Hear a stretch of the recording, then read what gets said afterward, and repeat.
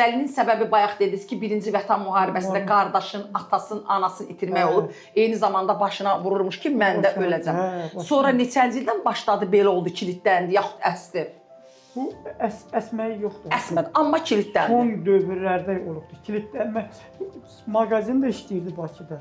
Bir qadın mənə dedi ki, bu 10 dəqiqədə buradayım, 1 kilo qəndi çəkə bilmir. Onda hiss elədik ki, Xəstədir. Suallarıma cavab verin. Yuxusu necədir? qoy yazsın. Yuxudan ötürü. Dərman içəndə yanır. Dərmanı atdı bütün. Nakomu. Hə, nakomu. Yuxusu.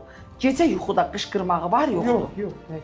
Diqqətli suallarıma cavab verin. Zaten təzyiq qalxanda narahat yatır. Yuxuda qışqırma yoxdur. Yox, yox, yox. Ayıq vaxtı sayıqlaması yoxdur. Yox. Filan kəs buradan gəldi, qapıda filan kəs durmuşdu filan.